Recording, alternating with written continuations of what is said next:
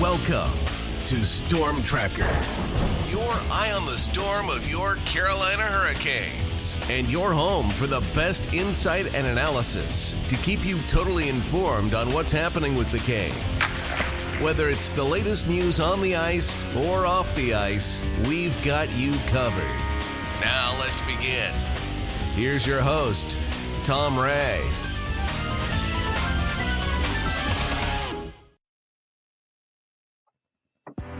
Carolina Hurricanes have, over the last few years, have certainly developed a lot of excellent prospects. They've been drafting several players in these drafts, and around the globe, they are continuing to grow and improve, and of course, move closer to playing for the Hurricanes. One of the key teams that, of course, the Canes are continuing to develop is the Chicago Wolves here in North America in the American Hockey League. The Wolves started slowly this year, but they are starting to come on. They've won 6 of their last 9 since November 17, and they're really starting to look sharp. And I know that we're going to talk about some Wolves today. And of course, it's that time of the month when we talk about the top 5 prospects of the month. And joining me as usual, our insider on the prospect side with Canes prospects and Dobber prospects, Nick Bass. Hey, Nick, how are you? I'm doing good. About yourself? I'm doing great. Now, getting close to the holiday season, you're probably home from school, right? I am. I celebrated my birthday yesterday, and I'm home for a few more days to just kind of hang out with all my family while I'm still here. Well, that's awesome. And sorry, a little bit late. Happy birthday to you as well, Nick. And hope it was a great day for you. And I know you're going to be busy watching a lot of hockey, so that's your usual mantra, I know. So it's great. As I mentioned, the Chicago Wolves have really started to come on, and I know you're going to feature some players this month in the top 5 prospects.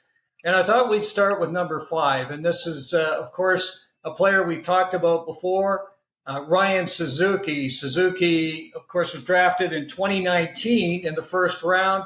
He was a guy that was very highly rated at that time. A lot of folks thought he had skills as good or better than his brother, which is interesting. As we know, he's struggled through some injuries in recent years. He's really been held back from development. The Canes did re-sign him this summer, which was interesting, but he's been off to a great start. And I know you've been watching him closely, and a lot of folks thought he might get the call to the Hurricanes when Jack Drury went out, but that's not the case. They did call up Tyson Jost. So what can you tell us about how Suzuki's playing these days? Yeah, Suzuki has been one of the big reasons why Chicago has looked like a much better team. He's been their first-line center, and he's been playing in all situations. He has been almost otherworldly at this point. He's probably been their best player. He's having the reverse Cy Young season at this point, where he has 1 singular goal and 15 assists. His playmaking is unbelievable. He's finally fully healthy, and that was the big thing I wanted from him. I just wanted a fully healthy season because he can prove himself, and I think he has. I think he's proved he can be an NHL player. I was a little upset when Yost got the call, but I knew it was always going to happen. But yeah, Ryan Suzuki has been really, really awesome, and I'm hoping he gets to continue the progress he keeps making. Well, Suzuki, of course, the key thing for him this year, I think he's playing top-line minutes. He's also doing the penalty kill, I think, in power play. So he's seeing a lot of ice. Is that the case, Nick? Yeah, he's been their top-line center since the start of the year, and he's been one of their penalty killers and on the second power play unit. So, okay.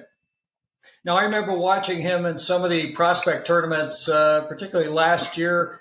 Some of the moves that he would make were just, they were silky smooth, and he's a guy that's got immense skill, and if he can stay healthy, I think he's going to be in the mix for the Hurricanes in the future. So definitely at number 5, we're excited to see Ryan Suzuki. Moving to number 4, an interesting one.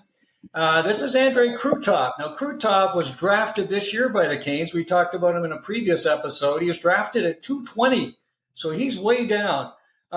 Here's the thing.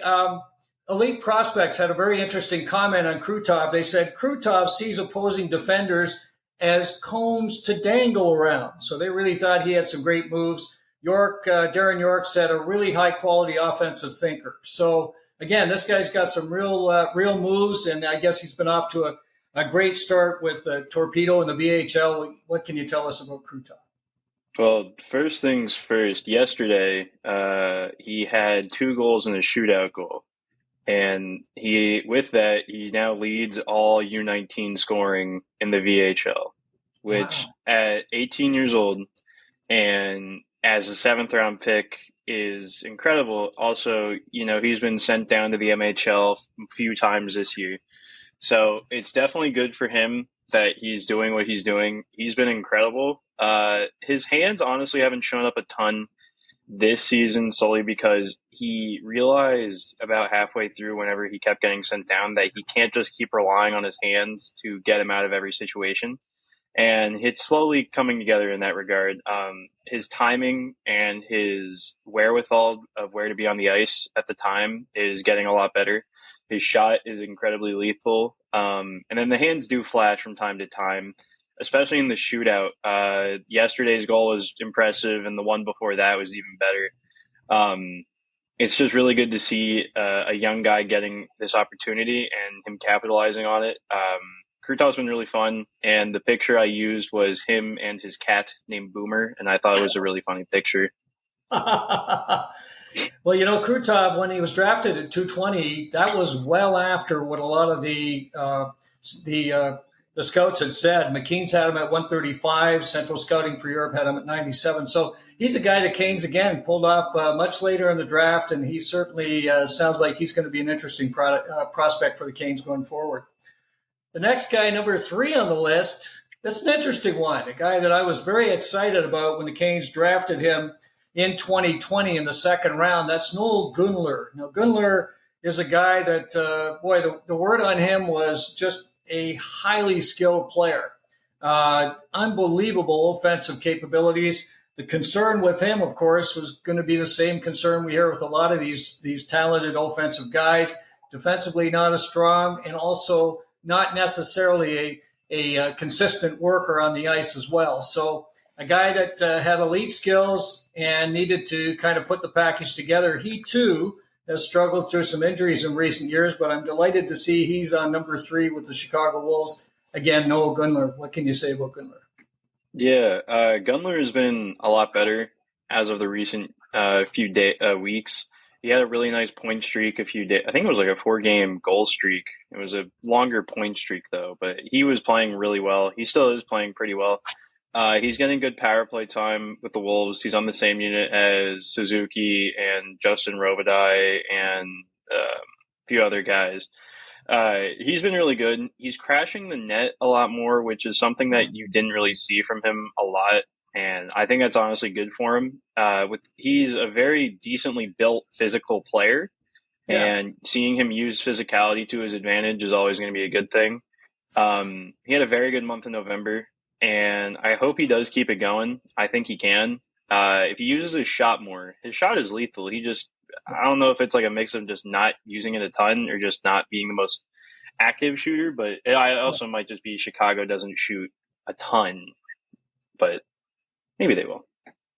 Well, again, he had an outstanding prospect showcase. I think he had a 2-goal game, and he was playing very, very well, I think, in the showcase, and I'm sure that he's continued on that fine play with Chicago. So it's great to see Gunler. He was a guy that a lot of folks thought was going to be another one of these 2nd-round picks. We've talked about some of these guys in the past. Of course, Aho was in the 2nd round, and the Canes have had great success with 2nd-rounders over the years from Europe in particular. So we'll see what happens with Noel. Hopefully he can continue his fine play this year. Moving to number 2, not a surprise, one of your favorites, it seems. This little guy just keeps getting it done, drafted at 156 by the Canes. Again, he's a guy that Darren York said he's a goal scorer. This guy's just an offensive dynamo, and he makes things happen on the ice every time. Thought to be a much higher draft pick. The Canes got him because, of course, of his size. But he's on fire with Dakar and the Quebec Major Junior League. And, of course, I'm talking about Justin Poirier. Yeah, Justin Poirier. It's kind of hard to keep just like finding ways to describe him, but the kid's really good. He's probably going to have a historic season. He's already on pace for 50 regular season goals, just like last season. He's made it known in interviews he wants 60 real bad, which makes sense. He's been one of the QMJHL's better players this entire year. He's been Drakar's probably best player. Poirier has been very good. Watching him play is such a fun experience, and I've said that a few times because you just don't expect Poirier to be able to do what he does. And yeah, Poirier is probably going to be a real good one. It's just with the Q, I always like to be careful on putting players in number one unless they really wow, because the Q is playing against guys that are, 18, 19, 20 compared to other guys who are playing against, professional competition. Now you have the Justin Poirier rule, I think. Is that not the case, Nick? That's the exact rule, yeah. And what is that rule? It states that while Justin Poirier is doing incredible things, I take slight value in other players that are playing in professional leagues rather than junior leagues. Exactly. And I think that's great. And again, this guy, we know he's got all kinds of talent. He's going to be another guy like Justin Robidas. We've seen Robidas coming on a lot better this year with the Chicago Wolves, these smaller players that have elite skills. And you need that as a small player, of course, to get into the NHL. But Poirier is just wowing a lot of folks for sure. And we'll keep an eye on Justin as the months go on. Really excited as we head into number one for the month. And this is a guy that a lot of folks are excited about for sure, and that's defenseman Scott Morrow. Morrow having an outstanding start to the season in Chicago. Morrow, again, another one of these second-round picks. He was drafted 40th overall in 21. We know what Morrow can do offensively. The questions are, can he round out his game? And I think clearly that's going to be the challenge for Cam Abbott and the coaching staff in Chicago this year, is to get him as a full player on that D-core and in all situations and get him ready to take the next step. And, of course, he's an elite talent. Tell us what's happening with Scott Morrow.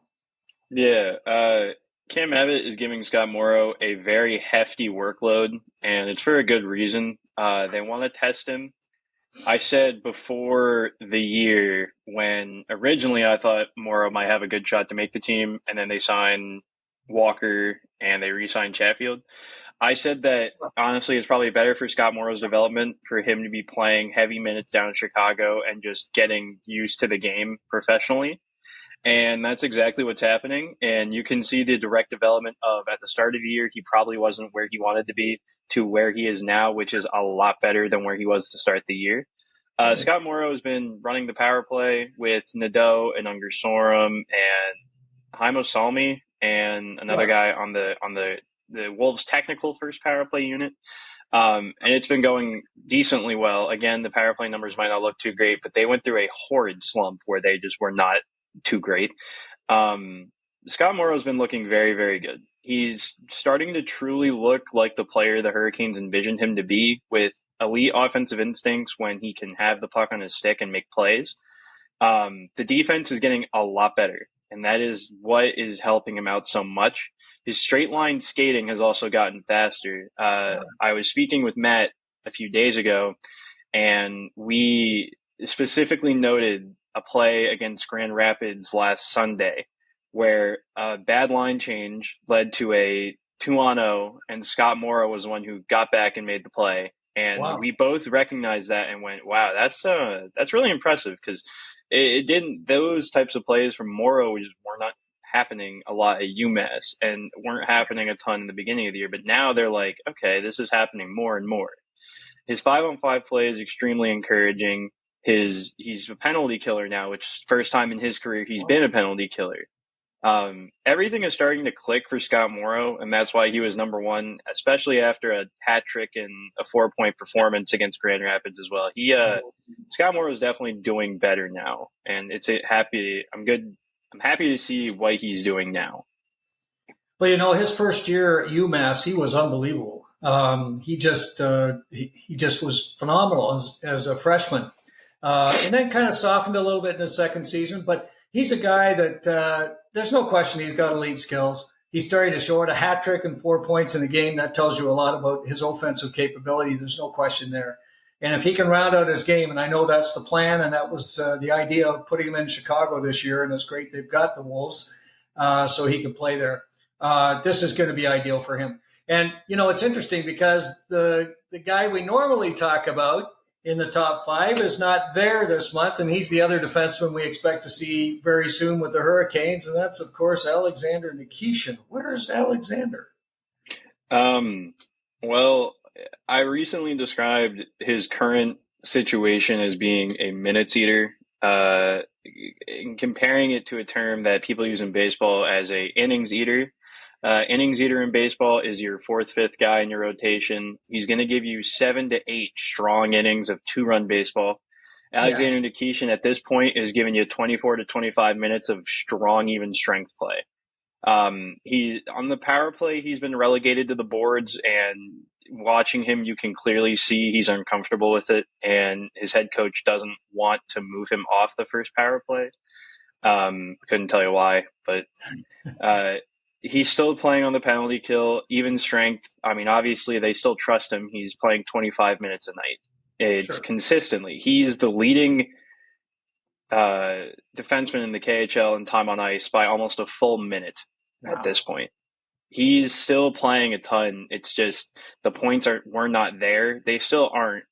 But it's just one of those things. It's kind of a slump. His role is deepening to where he's being asked to do more defensive stuff, which is not his normal attire. But if he eventually, when he does step over to North America, he's going to have to do that. And that's just one of those things. I will say, though, the Channel 1 Cup is happening, and Nikishin, being the captain of Team Russia, which is always nice, had 2 assists on the power play when he was running the point in their first game. Take with that what you will. So what you might expect. And of course, when you talk about him, as a minute muncher and taking some of these tough, defensive minutes and so on, that's a great thing. I believe we know what he can do offensively. He's showing that for sure. And, this is good for the Canes, in terms of his development as well, I think, Nick. I think it's great. And, of course, we know the reason he's been kind of moved off that point position on the number 1 power play, and that's Tony DeAngelo's addition to SKA. And of course, that's okay.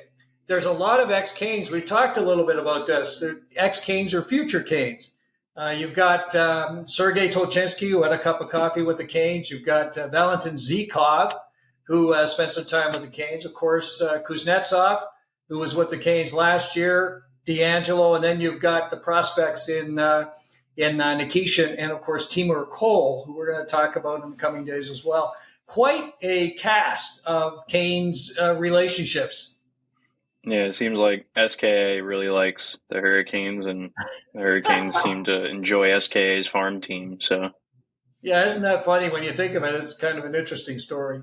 In any case, we'll keep an eye on Alexander. Of course, he's still a monster on the blue, and very much ticketed to join the Canes as soon as he can, for sure.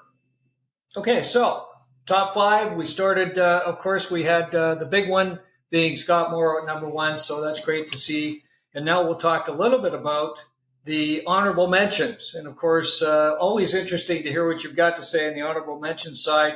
I mentioned this guy earlier, Buzzsaw on the center side. He's playing very nicely. I think he's coming along very well for Chicago. And, of course, that's Justin Robidas. Robidas, small player again, 5'8", probably 175 pounds. He's got to do it with skill. He's got to do it with effort. And of course, he was drafted well down as well at 147. So the Canes have tried to take a bit of a flyer on these smaller players, picking them up later, but he's starting to come on. What can you tell us about what's happening with Robidas? Yeah, right before the beginning of the year, I wrote a piece about what Chicago's lineup could look like, and I said Robidas would be the perfect third-line center and penalty killer. And what's happened halfway through not even halfway through the year for the Wolves, he's become the third-line center, and he's become their number 1 penalty killer. And he's looked very, very good in that role. You put a battery in an Energizer Bunny, you put the Energizer Bunny on skates, and you kind of wind him up, let him go in the offensive zone when the opposing team has the puck, and he's going to piss you off. You're either going to make a great play to get it out, or Robidas taking it or forcing a turnover. Robidas is awesome. I think he's awesome. He's a great player. He's fun to watch. Offensively, he's good. He can score when he needs to. His passing's pretty good. He just has a relentless work ethic that I think is very invaluable to a player of his size that you kind of need to have. And Robidas is definitely making everything happen, and he's looked really good for the Wolves. And he's been a great penalty killer, amazing penalty killer. Yeah, and I've also noticed he's been pretty strong in the faceoff dot. So he definitely is a guy that can add a lot to the mix. I thought he played very well in the prospect showcase this year. I'm also a Robidas fan. Last year, of course, he spent the year in Norfolk, so kind of cutting his teeth in the pro ranks. But he's a guy that I think, again, is going to be an interesting player to follow because he definitely is a buzzsaw on the ice, and he's got a lot of skill to go along with it. So great to hear Robidas coming along with the Wolves. The next honorable mention is a guy we've talked about an awful lot, and one of my favorite young players in Chicago, and that's Domenick Fensore. Fensore, whenever I watched him in these prospect showcases, he just wows me. I know last year was the first time I saw Dom after coming out of the college ranks where he had starred for the previous 2 years. And I really thought, man, this guy, he's incredible with the puck. In fact, I talked about him as being kind of a new age Tony DeAngelo in the way that he handled the puck, saw the ice extremely well, drove the power play, and really made things happen on the ice. Again, third rounder, 90th overall, so the Canes picking up players later on that can really go. And I know Dom's been off to a great start. What's happening with Fensore? Yeah, Fensore, another guy that's been really awesome on the penalty kill. A specific example was a game this past weekend against Grand Rapids where on the penalty kill, he blocked a shot, went the entire length of the ice, broke a defender's ankles real bad, and just had an easy pass to Robidas who scored. Fensore's skating is unbelievable. It's one of the better skaters I've seen. Him and Heimosalmi, easily some of the better skaters I've ever seen. Fensore is not getting a lot of power play time, which I think he was used to over the past few years. I think he still rotates in from time to time, but his big thing now is that he has become a very important penalty killer for the Wolves, which is brand new for him. He has been like the first unit over. I know three guys. It's Legault, it's Fensore, and it's Robidas. Those are your three penalty killers that are always the first over to start a penalty kill. That's brand new for Fensore, and he has been very good in that role. And the biggest thing, he can use skating to his advantage. Because if the puck is loose and he gains possession, he's incredibly hard to knock off the puck despite his size because his skating is just so good. I think eventually, I'm not going to say he will, but I truly think Fensore will be a regular in the NHL at some point. I don't know whether that's with the Canes, but a player with that level of skating, then that level of ability is very hard to keep away from the professional level. Well, and he does very well what smaller defensemen have to do in their D zone and so on with his stick work, with his positioning, body positioning, and so on. And I, like you, have been really excited about seeing him on the PK. I noticed this earlier. I was watching some of the highlights and some of the action, and I noticed that he was getting extra playing time on the penalty kill. And of course, he's been teaming with Charles Alexis Legault for a considerable part of the season. And we have high hopes for Legault as well, who continues to grow in Chicago. So the Canes are loaded up on the blue. You mentioned also Aleksi Heimosalmi. Boy, he was almost a forgotten man. He was, again, another outstanding draft pick who had starred in the junior ranks. In fact, in some of the national tournaments, I remember hearing a lot about Heimosalmi. And he got kind of lost, but he looks like he's coming back on as well for the Wolves. I think good things with Heimosalmi. What's he doing these days?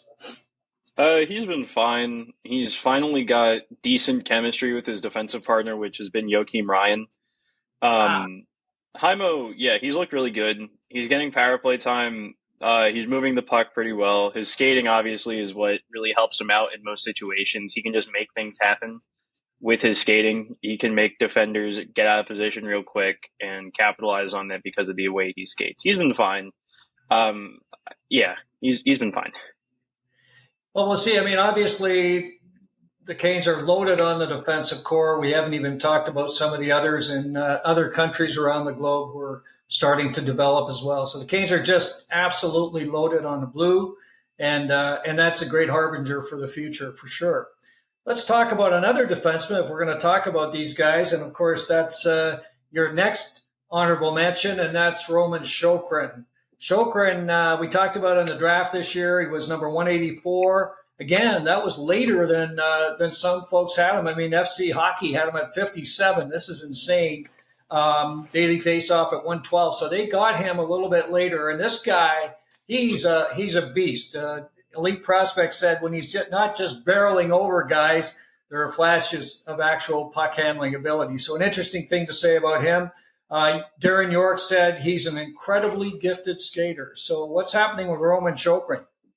Yeah, he started the year with the Silver League Locomotive side, which in the MHL, there's a Silver League and a Gold League. Locomotive has two teams, one in each league. He started with the Silver League. He was playing pretty big minutes. And then he had 25 penalty minutes in a game, and I got a little confused. But he was playing really well for them, and he wasn't really getting a lot of points, but his overall play was pretty good.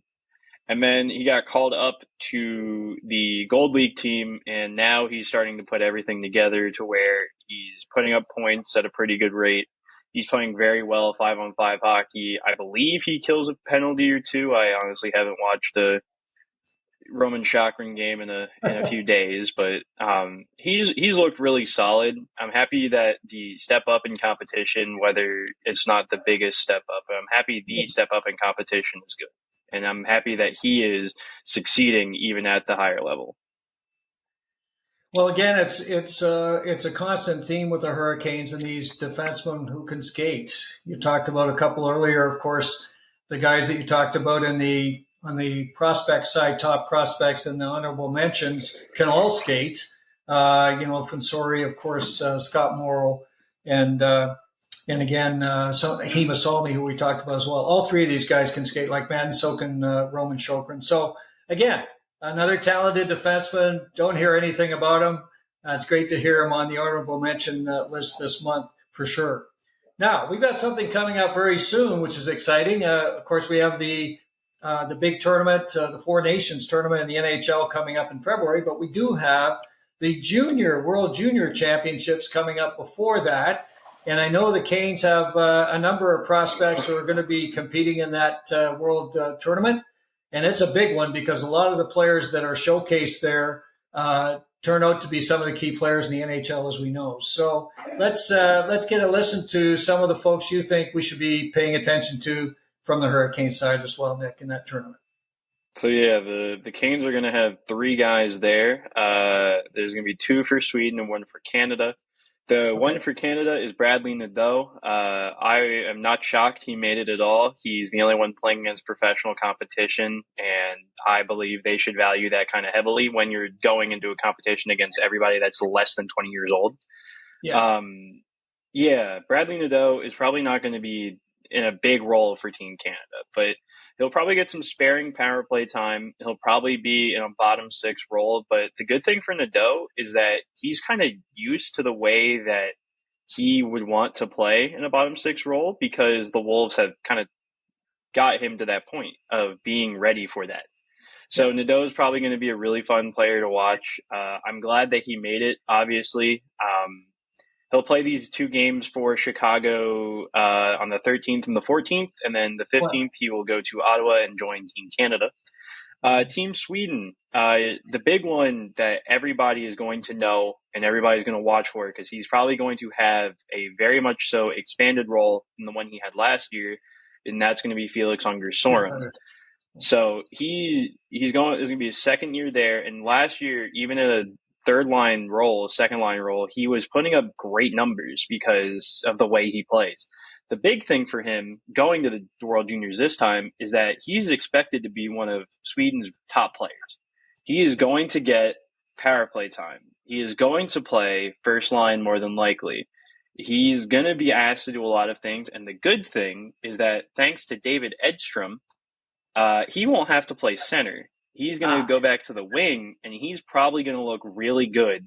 And people are going to remember this is the Felix Unger-Sorum that can play at the wing.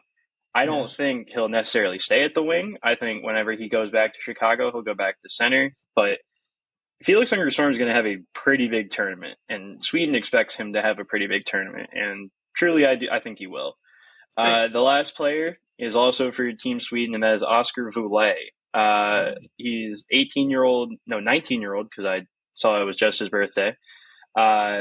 He's probably not going to get a gigantic role with Sweden. It'll probably be somewhere depth, maybe middle six, bottom six. But his skill is something that will probably help him out a ton.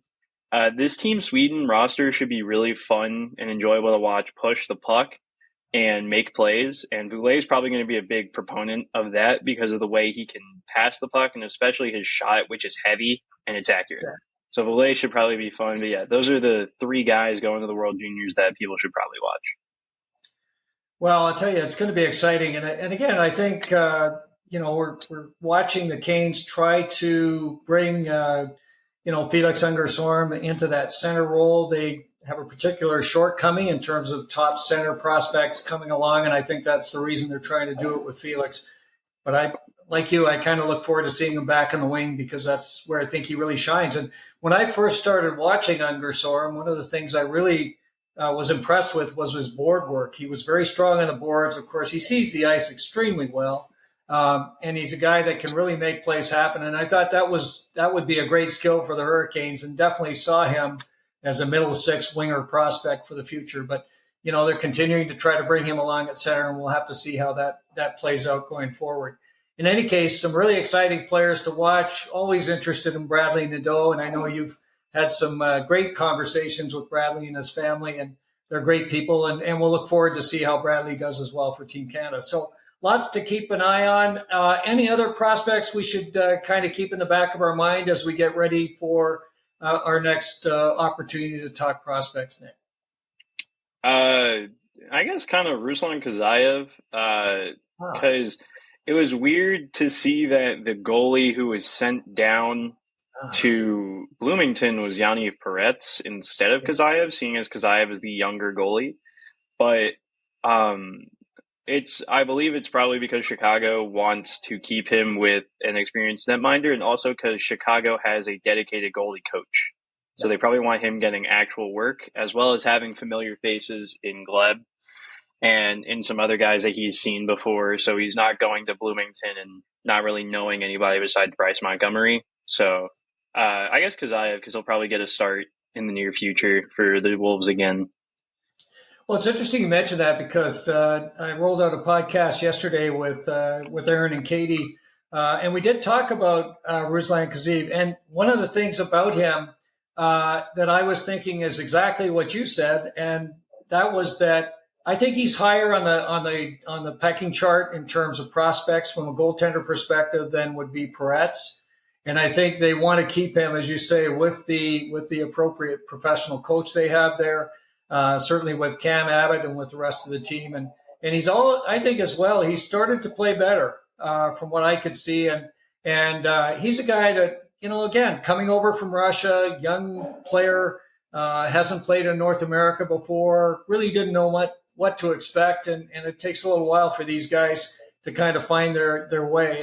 And it's kind of been the story of the Wolves. I mean, the Wolves started really slowly, but lately these young players are starting to really find their way as well. So, yeah, going to be interesting to watch him. I'm a big fan of his. I thought he was outstanding when we saw him in the prospect stuff and so on. He's just a big goalie, and I thought, man, if we have Kazayev and of course Pyotr Kochetkov going forward, these Russian goalies are really something. So we'll keep an eye on him. Great to hear that he's on the radar as well. As always, Nick, it's great to talk prospects. We'll be back again, of course, in January to talk about what's happening in December, and we'll have a bit of a wrap up on the World Junior Tournament as well with the three guys that are there from the Canes, and we'll keep all our Hurricanes fans up to date on what's happening with the prospects. Of course, Nick is available through his Canes Prospect Substack. We see him on X regularly. And he's also available with his articles on stormtracker23.com, which is being released shortly. And you'll get a chance to check him out there as well. So, Nick, as always, it's great to talk prospects. For those of you who are checking in today to hear about the Canes prospects, thanks so much for joining us. Of course, if you like this episode, please press the like button. And of course, if you have any comments or anything to say about the prospects, we'd love to hear from you for sure, and we'll be quick to respond as well. And finally, if you'd like to subscribe to Storm Tracker, please hit the subscribe button and you'll be alerted of future episodes going forward. So again, Nick, thanks so much for joining. And for all of you out there, have yourselves a very Merry Christmas, and we'll catch up real soon right here on Storm Tracker.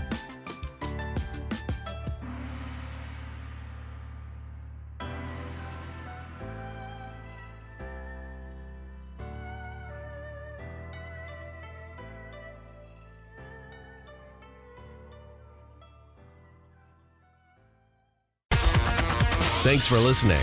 Be sure to like, subscribe, and tell your friends for everything with the Canes you need. Storm Tracker.